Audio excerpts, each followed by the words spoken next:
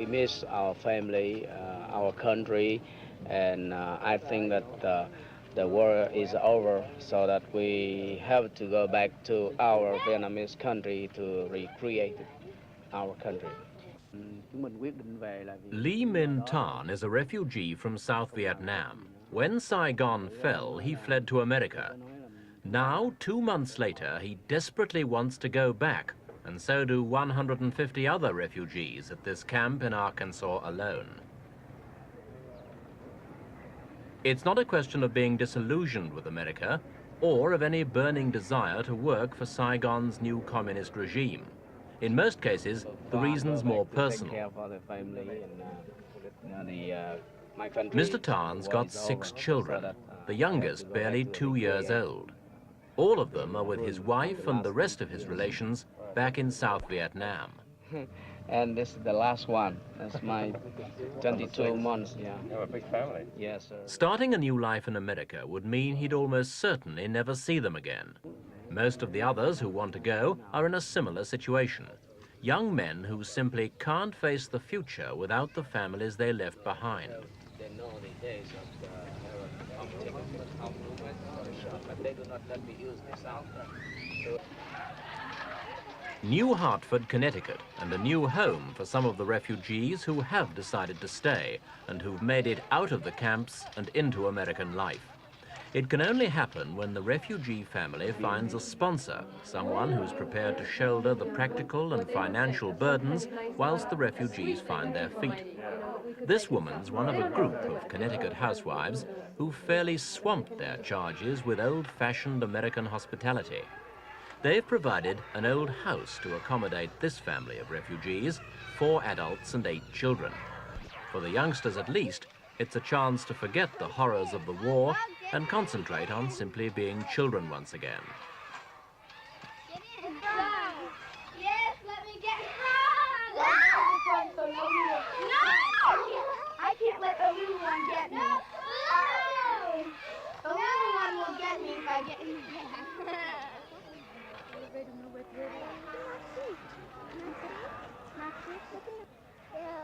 Not all refugees have had a welcome as warm as this one. Americans have shown everything from discreet opposition to outright hostility to this Asian influx. Even those who support the refugees say this isn't hospitality, it's patronage, and they maintain the whole operation simply isn't in the refugees' own interests. Reverend Jackson, you have some thoughts today about... It's a point of view well summarized by the Reverend Jesse Jackson, a black minister in Washington. Well, our concern is that Americans are basically being put in an emotional bind. On the one hand, the spirit of America, give me your tired, give me your poor, your huddled masses, that's still a sound situation. But this situation of extreme joblessness in the nation and people without a domestic plan and a domestic crisis, 100-odd thousand refugees irritates that situation. We think that those people can better make an adjustment in their own culture. America has a moral obligation to help redevelop that nation economically. We turned them from a rice importing nation, a rice exporting nation, to an importing one. We defoliated that territory. Our other concern, of course, is 1.4 million Africans died during the African drought.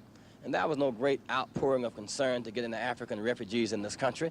So I think it's another case of misplaced priorities. We have a national crisis in housing, education, jobs, and health. And this administration has provided no plan or counter plan, and that's going to irritate that situation by bringing in refugees from Vietnam. What you're saying is that these people will take jobs away, and apparently you think more from blacks than anyone else, or what? Well, the black and the poor. I think that we look at the housing crisis, it's at its worst in 42 years, and for all of the poor, no houses are going up. Needless to say, the present plan, blacks are being hired last and fired first, so it's certainly going to have a certain effect upon black people, but it's going to have an effect upon the economy generally for persons in the lower echelon. Well, do you think that we have a special concern or a special moral obligation to the Vietnamese who helped us? Well, indeed we do, but the question is how do we carry it out? I think, for example, that to have a baby lift for 2,000 Vietnamese babies and then ignore 100 to 150,000 babies of the orphanage age who are institutionalized in America is political hypocrisy. That's no way to assuage guilt for the involvement in the Vietnam War, to bring 100,000 people away from their culture. And incidentally, there are reports today that some of those persons didn't know that they were flying to America. They thought that they were flying to Thailand. There's a lot of mess involved, and it is more political than genuine. Well, then what you're suggesting is you think this refugee situation should cease. It should be stopped. I think it should cease and desist immediately. I think that we should have a more mature response to helping Vietnamese, like helping them economically, like helping them to regain their agricultural strength, like helping them educationally. I think that we can give them aid within the context of their culture. They're coming into a great American predicament right now in terms of race relations, in terms of domestic crisis. They will find it difficult to survive here, because I do not think that they will be welcomed by most Americans who are preoccupied with their own problems.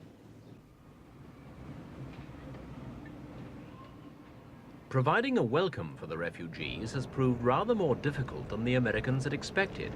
They thought at first they'd be playing host to no more than about 30,000 of them, the hard core of those who were considered the most likely victims of communist reprisals. In fact, the final panic-stricken evacuation brought 130,000 refugees out of South Vietnam.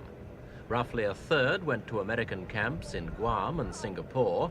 Some went to neighboring countries, such as Thailand, and the rest, about 54,000, came to the United States, where they're now housed in 4 transit camps made over by the military. Nearly half are here at Fort Chaffee in Arkansas.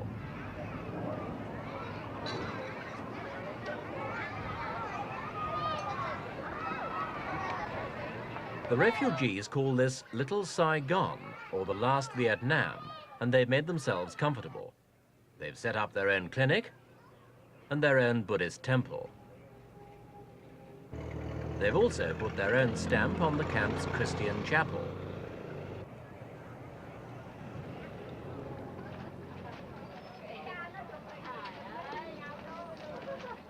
Refugees who found a sponsor have been leaving Fort Chaffee at the rate of 200 a day, but there are still 23,000 left. The camp's civilian administrator claims it'll be able to close down within 5 months, its task fulfilled. But outside critics believe the current difficulties in jobs and housing mean the refugees will still be here in a year's time. Senator Edward Kennedy has described the government's handling of the whole operation as a shambles. The government admits it's not resettling refugees as quickly as it had hoped, but it's convinced it will empty the camps before the program officially closes down in June 1976. Meanwhile, for those who want to return, the road back isn't easy. It starts here, where would-be returnees are faced with a formidable 5-page questionnaire which is sent to Saigon via the United Nations High Commissioner for Refugees. The process weeds out all but the most determined applicants, though the authorities have made it clear that anyone's entitled to go. What's not clear is whether the new regime will accept them.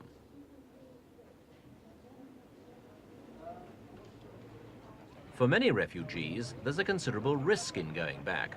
Lee Min Tan worked for the Americans as a fire prevention officer.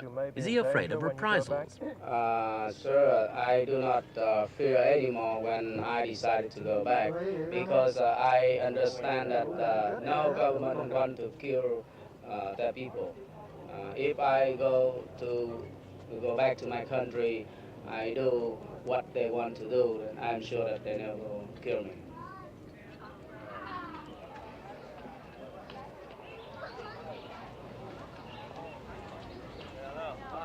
So far, less than 2,000 refugees from the 4 American camps have asked to return. According to some estimates, the eventual figure could be as high as 20,000. Even if that proves to be accurate, it will still leave a considerable majority who have no thought of going back. Plucked from the middle of a long and bloody war, they see no alternative to putting down roots in America.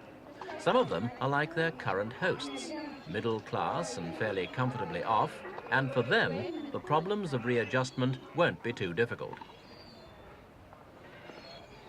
Let's go find the toys.